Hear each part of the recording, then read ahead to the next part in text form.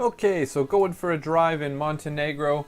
I definitely didn't really know what to expect driving in Montenegro. I didn't know a whole lot about the country, and I definitely didn't cover the whole country, but hopefully my video can give you a bit of an indication of what it's like if you do take a car into Montenegro. My wife and I were driving there in September of 2018. We entered the country from the Bosnian border near the town of Bileka. I apologize if I'm not pronouncing that correctly. Hopefully it's pretty close. Unfortunately, we had a little bit of a run-in with the Bosnian police a few kilometers from the border, and they insisted that we pay a bogus fine for not having a spare wheel, which as far as I can tell, there isn't a real fine for. But that's how it goes. I don't really know if that's typical of Bosnia or in Montenegro, but not a bad idea to keep that in the back of your mind if you do happen to get pulled over by the police. The bulk of our driving was concentrated in the southern portion of Montenegro, mostly near the coast. I've got a map on the screen of approximately where we all drove.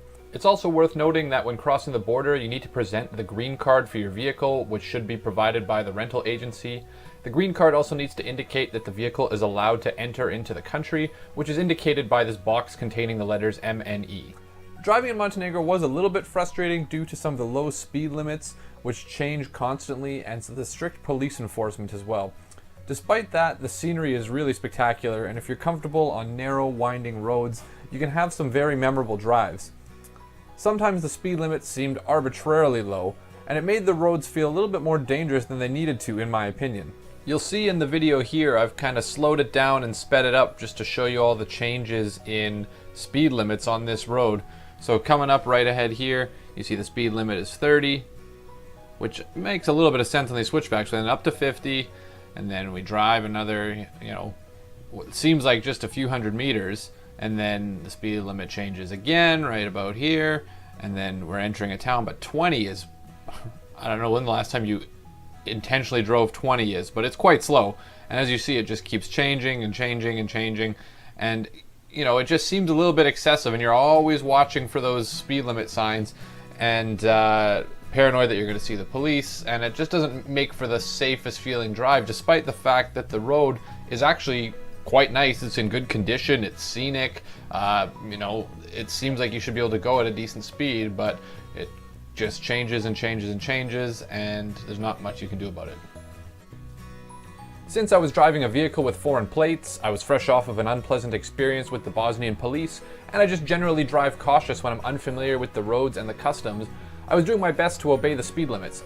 This, however, didn't seem to sit well with anyone who had a local plate on their vehicle, and they sometimes pulled extremely dangerous maneuvers to get around me or any other cars who weren't dramatically exceeding the speed limit. While I generally don't get too upset with people exceeding the speed limit if it's safe to do so, I had seen a lot of police traps, and I wasn't exactly eager to bridge the language gap with the local police.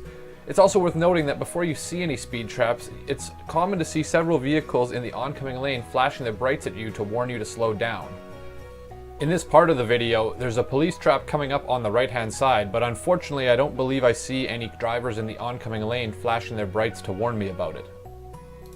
If you find yourself leaving the main highways, you can find narrow mountain roads which can be harrowing or exciting depending on how you look at it. It definitely helps to be driving a smaller car and drive slowly and cautiously. On this particular road we saw several cyclists and only a handful of oncoming vehicles. It also seemed as though most of them were also tourists. Everyone seemed to do their best to stay out of each other's way, but keep in mind that if the oncoming driver has a drop-off on their right-hand side, you should be the one pulling off to the side and slowing down so that they can have as much space as possible. If you have any questions or comments, don't hesitate to leave them in the comment section. I'm hoping to make a few more videos as well about driving in different countries, so I'd appreciate any feedback. Thanks for watching the video, and I hope you found it at least a little bit informative.